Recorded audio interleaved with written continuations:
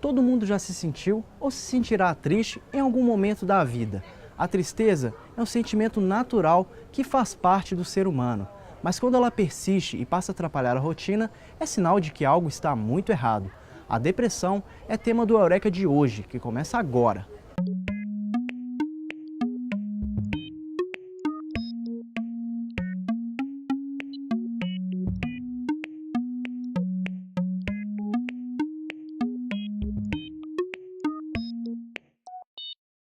A depressão é um dos transtornos mais incapacitantes e comuns do mundo.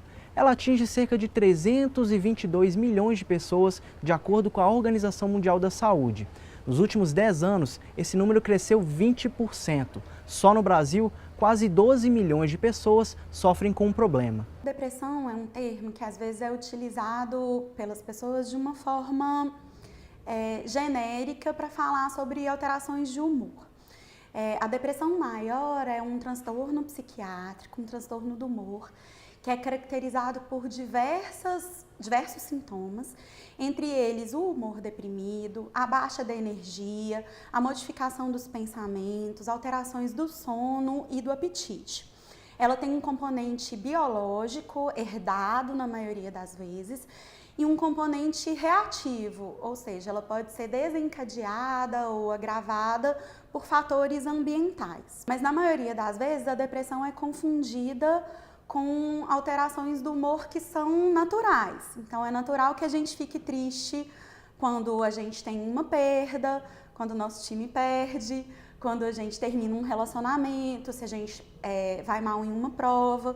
Mas essas alterações de humor que são naturais, elas geralmente passam de forma mais rápida e não trazem maiores prejuízos para o indivíduo. Hendrix tem 21 anos e descobriu a depressão no início da adolescência. A doença foi motivada pela baixa estima e medo da solidão. A depressão ela me conduziu a um estado de não aceitação do meu corpo, da minha cor, e isso me levou a ficar triste pra caramba, cara, porque você via as outras pessoas e acreditava que ser daquela maneira era o certo, e você olha pra você e você vê, poxa, eu não sou daquela forma. De acordo com o estudante, lidar com a doença tem altos e baixos. A depressão, ela é surpresa, né? Tem dias que você vai acordar melhor, tem dias que você vai acordar pior.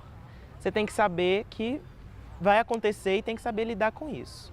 No meu caso, tem dias que eu tô totalmente pra baixo com minha autoestima.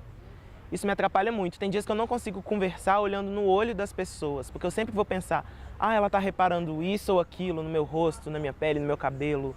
Então é meio complicado essa questão. Com receio de tomar os medicamentos adequados, ele procurou a ajuda de um psicólogo e desenvolveu estratégias para tentar vencer a doença. Uma coisa que eu sempre faço é pensar positivo, sempre, e acreditar que, por exemplo, eu estou assim por um quadro clínico, né? Porque a depressão ela é uma doença psicológica. Então eu sei que as coisas ruins que eu estou pensando, elas não são verdade. Por mais que às vezes seja difícil você acreditar que não seja verdade, porque a depressão ela te leva a crer que tudo de ruim que você está pensando é verdade. Você vai procurar na sua mente e no meio que você vive motivos e coisas para tentar mostrar para você que você é a pior pessoa do mundo. Então eu sempre penso positivo. Mas nem sempre é possível ficar sem um remédio.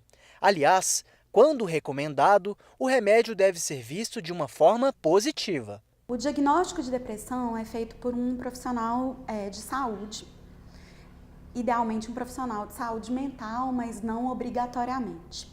A partir desse diagnóstico, que é feito pelo quadro clínico, não existe um exame laboratorial ou radiológico que diagnostique a depressão, apesar de hoje a gente saber que existem alguns marcadores em pacientes que estão deprimidos que se alteram em relação àqueles que não estão. A partir desse diagnóstico, a gente vai fazer uma graduação do quadro. O quadro de depressão ele pode ser um quadro leve, moderado ou grave. É isso que vai determinar a combinação do tratamento, não farmacológico, ou seja, não medicamentoso, com a necessidade ou não de usar medicação. É muito importante também dizer que as medicações antidepressivas não causam dependência. As pessoas às vezes ficam com medo de procurar tratamento, achando que vão ficar dependentes da medicação. Mas o tratamento da depressão é um tratamento longo.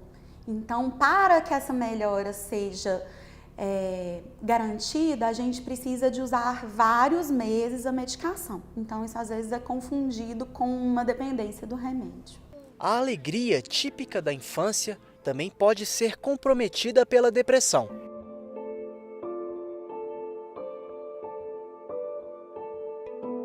No caso do João Pedro, o diagnóstico de déficit de atenção e agressividade veio aos 7 anos. No começo, a atitude foi interpretada como resultado da influência dos amigos, mas depois foi revista. Quando eu vi que ele piorou um pouco o quadro, ele ficou mais agressivo, ele não queria ficar em casa. Com 11 anos ele queria ficar na rua.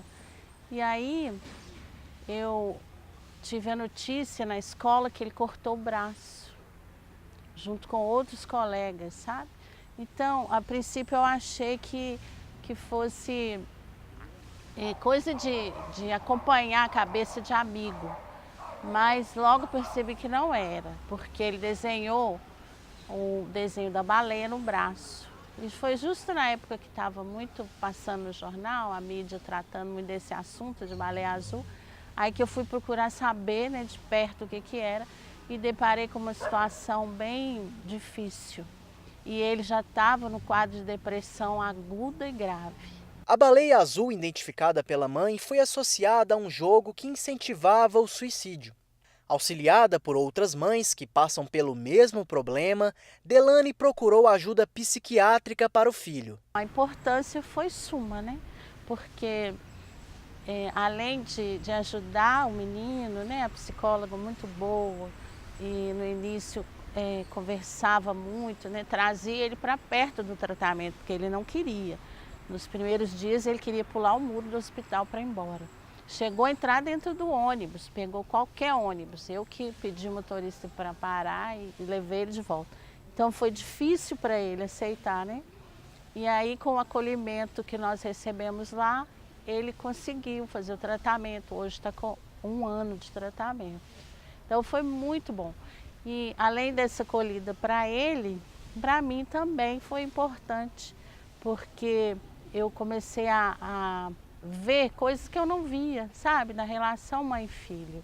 Os sinais típicos da depressão na infância são rosto triste, falta de vontade para brincar, irritabilidade e birra sem razão aparente, choro fácil e exagerado, falta de apetite que pode levar à perda de peso, dificuldade para dormir e pesadelos, medo e dificuldade em se separar da mãe ou do pai, sentimento de inferioridade e fraco rendimento na escola. Para a psicologia, a gente não fica muito ligado só aos fenômenos, né? Tipo, se está comportando assim, se está fazendo assim, se está fazendo assim. Isso é depressão. Isso são aspectos importantes, sintomas importantes. Mas para a psicologia é importante demais escutar a criança, né? Que a gente costuma falar da criança, né? A pedagogia sabe como ensinar, a psicologia sabe como tratar, né? A pediatria sabe como curar. E todo mundo sabe da criança e ninguém escuta a criança, né? E a criança, todo mundo sabe dela, não dá valor ao que ela fala, mas ela vai falar para a gente, né, os motivos, e ela fala de outras maneiras, né? Ela fala brincando, ela fala no jogo, ela fala como que ela se relaciona com a gente na clínica, né? Então ela fala, a gente precisa cuidar de escutar o que ela está falando, o que é que tem atormentado aquela criança, por que ela é assim, né? Por que ela está sofrendo desse jeito, para poder dar um tratamento adequado, singular, sem ser um tratamento medicalizante, né? Que pensa logo que a criança precisa de medicação, que ela precisa de padronizar o sofrimento. Não, que ela possa ser escutada individualmente. Independente da idade do paciente, buscar apoio profissional é o primeiro caminho para a cura. Olha, eu acho que o primeiro sinal para que a pessoa realmente recorra, né, pedido de ajuda, é quando ela se sente impotente para lutar contra o outro. O outro, não o outra pessoa, mas o outro sistema, o outro trabalho, a outra sociedade, entende assim? A vida. A atividade física também é vista como uma forma de tratar a depressão. Isso porque o organismo libera hormônios que promovem a sensação de bem-estar e tranquilidade. O benefício que o exercício pode trazer para a depressão é tanto na prevenção quanto no tratamento. Na prevenção, ele gera alterações neurobiológicas que fazem com que a pessoa evite de ter a depressão futuramente. Já no tratamento, ele é considerado um tratamento de baixo custo, efetivo e sem efeitos colaterais.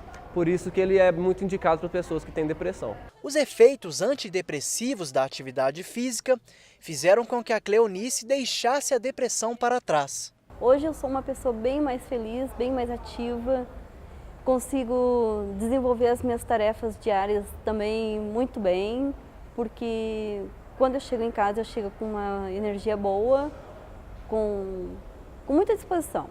Hoje, a técnica em nutrição só quer saber de aproveitar a vida.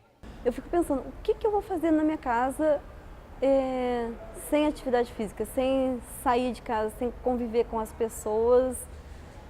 E o momento que parar de mexer o corpo, eu falo, a pessoa morre.